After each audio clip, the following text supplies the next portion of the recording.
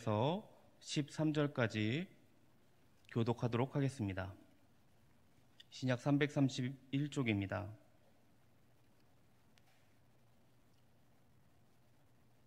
데살로니가전서 3장 9절에서 13절 교독하도록 하겠습니다. 우리가 우리 하나님 앞에서 너희로 말미암아 모든 기쁨으로 기뻐하니 너희를 위하여 능히 어떠한 감사로 하나님께 보답할까?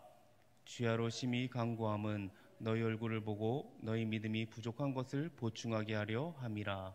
하나님 우리 아버지와 우리 주 예수는 우리 길을 너희에게로 갈 수 있게 하시오며 또 주께서 우리가 너희를 사랑함과 같이 너희도 피차간과 모든 사람에 대한 사랑이 더욱 많아 넘치게 하사 너희 마음을 굳건하게 하시고 우리 주 예수께서 그의 모든 성도와 함께 강림하실 때에 하나님 우리 아버지 앞에서 거룩함에 흠이 없게 하시기를 원하노라. 아멘. 네, 오늘 말씀을 같이 한번 보도록 하겠습니다. 제가 퀴즈를 먼저 내려고 합니다. 한번 속으로 한번 생각해 보시기 바랍니다. 신약 성경에서 가장 먼저 기록된 성경이 무엇일까요? 한번 속으로 한번 생각하시면 될 것 같습니다. 혹시 데살로니가 전서를 생각하셨습니까? 안타깝지만 답은 갈라디아서입니다. 갈라디아서 다음으로 기원 후 50년경에 이 데살로니가 전서가 쓰여졌습니다. 먼저 우리가 데살로니가에 세워진 교회를 잠시 살펴보고 본문을 들어가도록 하겠습니다. 지금의 데살로니가 그리스에 위치해 있습니다. 그리스에서도 두 번째로 큰 도시가 데살로니가입니다.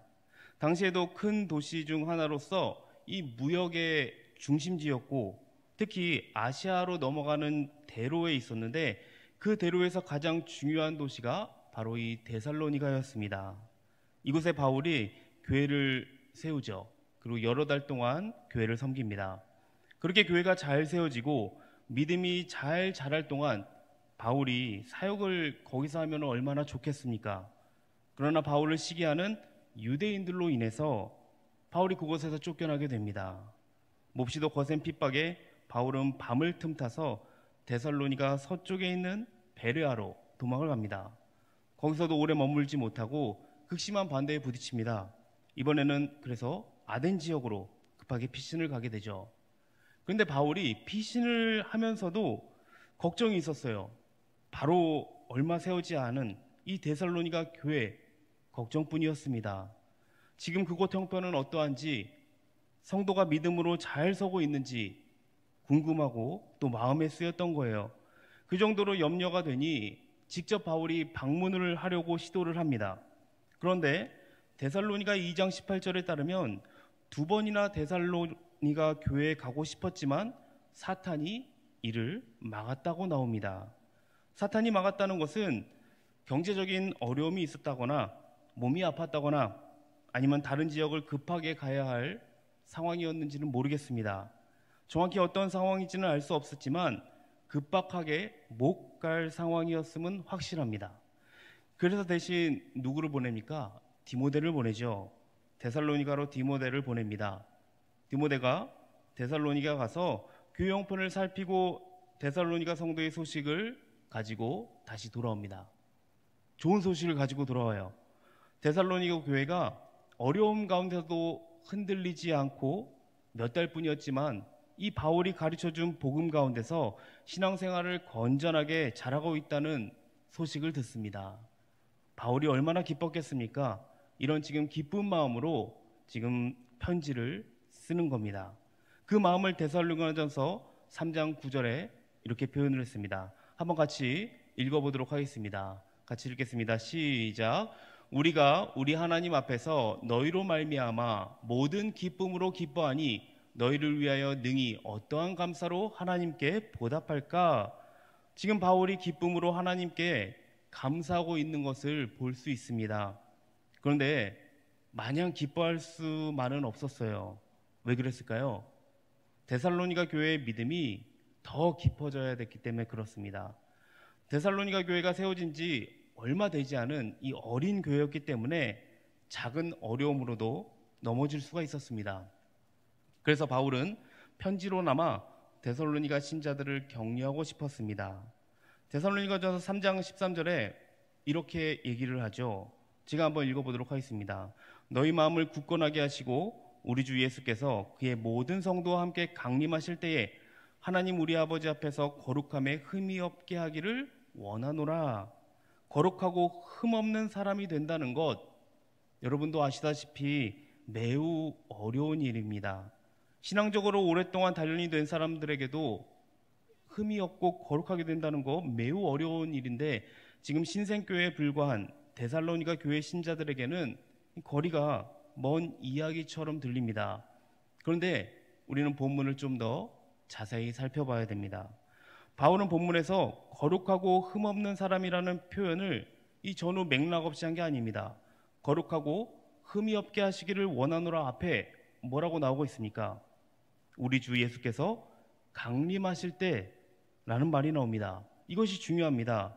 예수 재림을 가리키는 것인데 바울 신학의 중심이 여기에 있습니다.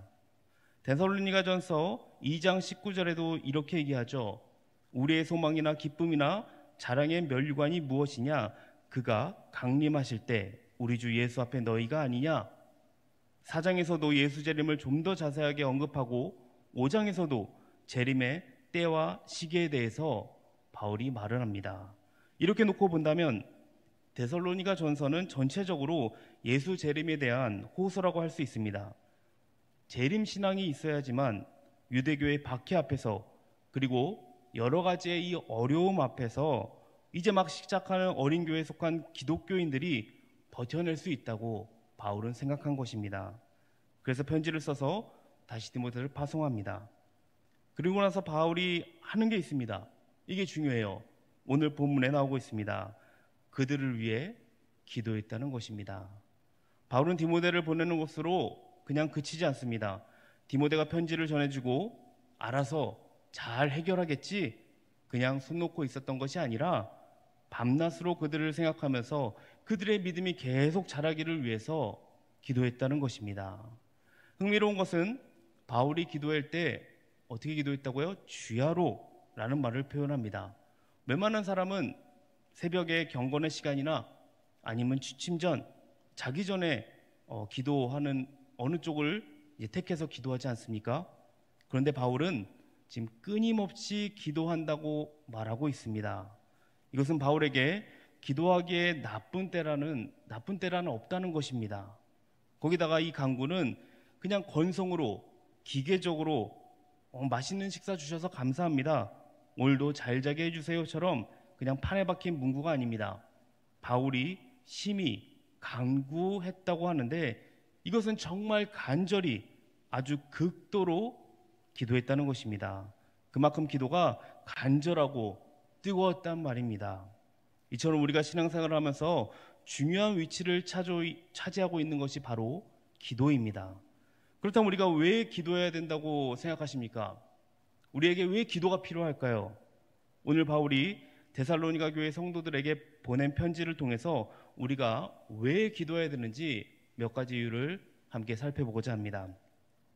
먼저는 부족한 믿음을 온전히 세워주기 위해서 기도가 꼭 필요합니다. 함께 본문 10절을 읽어보도록 하겠습니다.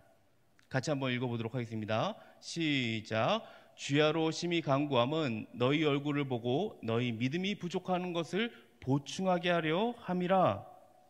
데살로니가 성도들이 믿음을 포기하지 않고 핍박을 잘 견디고 있어서 바울의 마음을 안심시켜주기에는 충분했어요. 그런데 그렇다고 해서 그들의 믿음이 온전해진 것은 결코 아니었습니다. 그들은 여전히 걸음을 막 시작한 이 어린아이와 같았고 더 성숙한 신앙생활을 필요하는 이 성도들이었습니다. 그래서 바울은 그들이 믿음이 계속 자라기를 위해 기도했다라고 말씀하고 있는 것입니다. 여러분, 어린아이들이 이 걸음마를 막 시작하면 얼마나 위태합니까? 아이가 가고자 하는 곳을 제대로 가지 못할 때가 많죠. 비틀비틀거리다가 엉뚱한 곳으로 넘어지기도 합니다. 이처럼 우리도 한결같은 신앙을 유지한다는 거 참으로 힘들고 어렵습니다. 또한 그물에 구멍이 날 수 있는 것처럼 우리의 신앙생활도 때로는 이 구멍이 생길 수도 있습니다. 하지만 물고기를 잡기 위해서는 어부가 그물을 꼭 수려야 되죠. 이처럼 우리도 잘못된 신앙을 바로 잡아야 된다는 것입니다. 어떻게 그 신앙 바로 잡을 수 있을까요? 어떻게 고장난 우리의 믿음을 수리할 수 있겠습니까? 그것은 바로 기도를 통해서 할 수 있는 것입니다. 그래서 복음서에 보면 예수님께서도 이 베드로의 믿음이 떨어지지 않기를 위해서 기도해 주셨습니다. 그러므로 우리도 신앙이 자라가고 믿음이 온전해지기 위해서 필요한 것이 기도라는 사실을 꼭 기억하시기 바랍니다. 10절에 보시면 또 주께서 우리가 너희를 사랑과 같이 너희도 피차감과 모든 사람에 대한 사랑이 더욱 많아 넘치게 하사 라고 10절에 나옵니다. 여러분, 인간은 본성적으로 굉장히 자기중심적이고 또 이기적인 욕구로 가득 찬 존재입니다. 그래서 어린아이들을 보면 보통 이 자기중심적인 행동을 하죠. 또한 고난이나 이 박해를 받는 사람들이 대부분 좀 이기적입니다. 그리고 자기중심적으로 되기가 쉽습니다. 그런데 데살로니가 교회 성도들의 모습을 보면 고난과 핍박 속에서도 전혀 이기적이지 않았습니다. 자기중심의 생각에 사로잡혀 있지 않았습니다. 그들은 서로를 뜨겁게 사랑하는 모습을 보여주었습니다. 그럼에도 불구하고 지금 바울이 뭐라고 합니까? 사랑이 더 많아져서 아예 사랑이 차고 넘치게 해달라고 지금 기도하고 있는 것입니다. 바울의 이 기도는 우리에게 큰 교훈을 줍니다. 사랑은 해도 해도 끝이 없다는 것입니다. 마태복음 22장에 보시면 하루는 한 율법사가 예수님께 나와서 묻습니다. 선생님, 율법 중에 어느 계명이 가장 큽니까? 그때 예수님이 대답하시기를 어떻게 대답하십니까? 내 마음을 다하고 목숨을 다하고 뜻을 다하여 주 하나님을 사랑하라. 이것이 크고 첫째 되는 계명이요, 둘째는 내 이웃을 내 몸과 같이 사랑하라 라고 말씀하십니다. 예수님께서 해주신 이 말씀은 사랑이 모든 계명 중에서 가장 중요한 계명이라는 말씀입니다. 성도 여러분, 우리 주변에도 지금 우리의 사랑을 필요하는 사람이 얼마나 많습니까? 그런 사람들에게 사랑의 마음으로 다가가는 것이 우리에게는 너무나도 당연한 일입니다. 그런데 그것이 당연하게 됩니까? 절대로 당연하게 되지 않습니다. 쉬운 일이 아닙니다. 그래서 우리가 그런 사랑을 하기 위해서 꼭 필요한 게 뭡니까? 기도, 바로 기도입니다. 우리에게 기도가 가장 절실하게 필요하다는 것입니다. 혹시 여러분 마음에 아직도 용서를 하지 못하고 있는 사람이 있습니까? 미움으로 꽉 차 있는 사람은 없습니까? 그런 사람들을 우리가 용서해 줄 수 있는 방법 또한 그들을 위해서 내가 기도해 주는 것입니다. 여기서 우리가 주의 깊게 살펴봐야 할 단어가 있습니다. 모든 사람이라는 단어예요. 즉, 사랑은 내가 감정적으로 좋아할 수 있는 사람만 그 대상이 되는 것이 아니라 모든 사람들이 다 내가 사랑해야 될 대상이라는 것입니다. 여기에는 미워서 도저히 용서할 수 없는 이 원수까지도 다 포함되는 사랑을 말하고 있습니다. 그러므로 우리가 지금도 많은 사랑을 실천하고 있지만 더욱더 사랑이 넘치는 성도들이 되시기를 소망합니다. 마지막으로 아까 함께 읽었던 13절을 다시 한번 살펴보려고 하는데요. 거룩하고 흠이 없는 삶을 우리는 살아야 되는데 그렇게 살기 위해서 어떻게 되느냐? 기도죠. 기도가 필요합니다. 2차 세계대전 당시에 연합군이 결정적으로 승리할 수 있었던 것, 연합군의 노르망디 상륙 작전과 또 일본에 투하된 이 원자폭탄 때문이었습니다. 특히 일본의 이 히로시마와 나가사키에 투하된 이 원자폭탄 수십만 명의 목숨을 빼앗아갔습니다. 그 일로 인해 일본 천황은 항복을 합니다. 원자폭탄의 투하가 일본에게는 패배를 가져왔지만 우리나라에게는 해방의 기쁨을 가져다 주었죠. 예수님의 재림도 마찬가지입니다.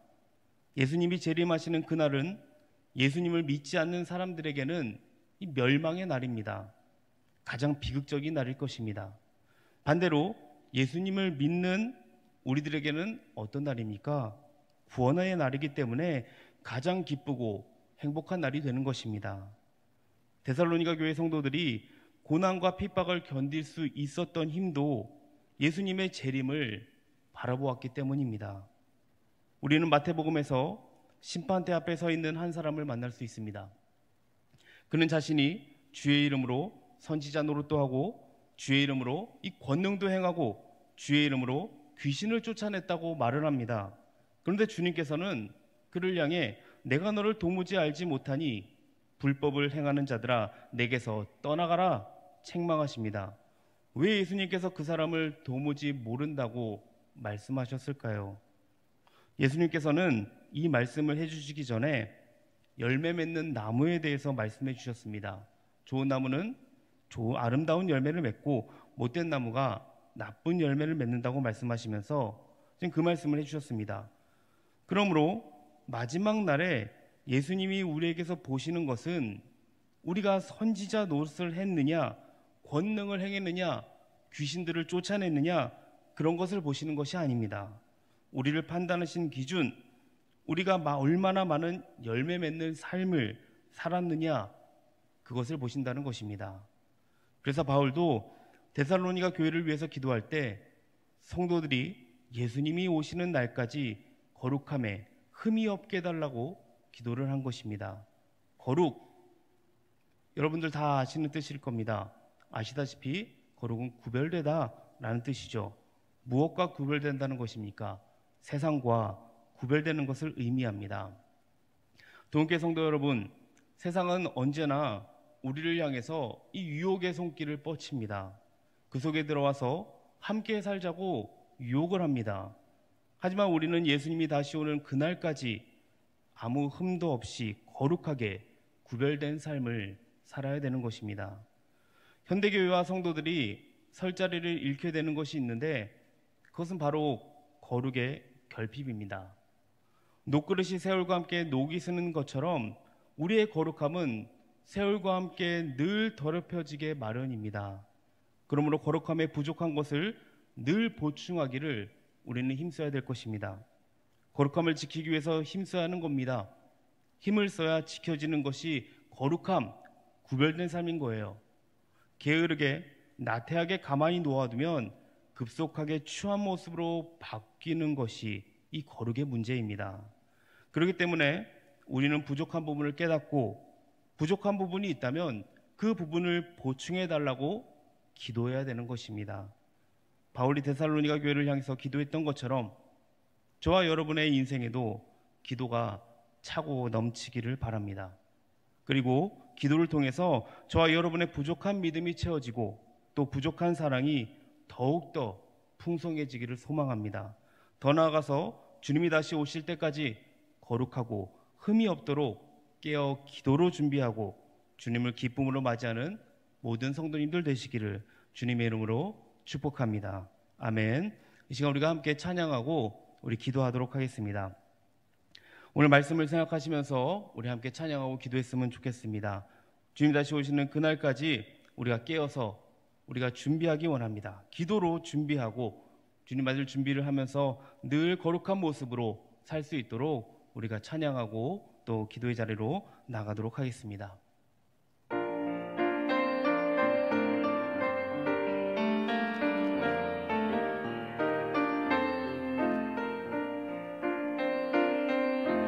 주님 다시 오실 때까지 나는 이 길을 가리라. 좁은 문 좁은 길 나의 십자가 지고 나의 가는 이 길 끝에서 나는 주님을 보리라. 영광의 내 주님 나를 맞아주시리. 주님 다시 오실 때까지 나는 일어나 달려가리라. 주의 영광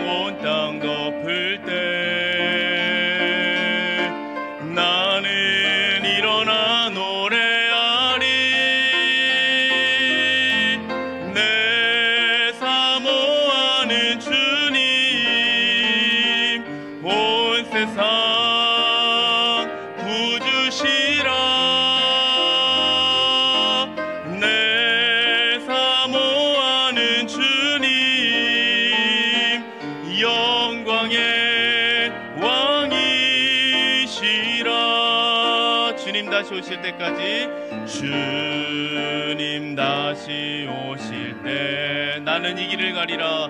나는 이 길을 가리라. 좁은 문 좁은 길, 좁은 문 좁은 길, 나의 십자가 지고, 나의 십자가 지고, 나의 가는 이 길 끝에서 나는 주님을 보리라. 영광의 내 주님 나를 맞아주시리. 주님 다시 오실 때까지, 주님 다시 오실 때까지 나는 일어나 달려가리라. 주의 영광 온 땅 덮을 때 나는 일어나 노래하리. 내 사모하는 주님 온 세상 구주시라.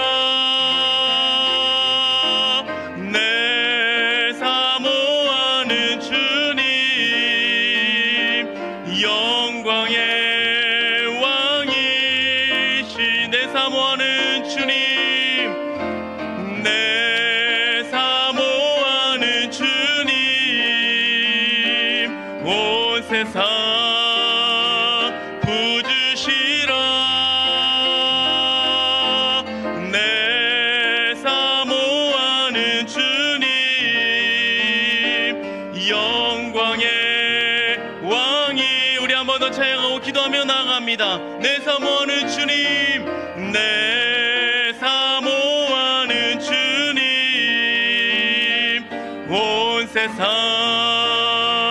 구주시라. 내 사모하는 주님 영광의 왕이시라. 이 시간 우리 함께 기도하기 원합니다.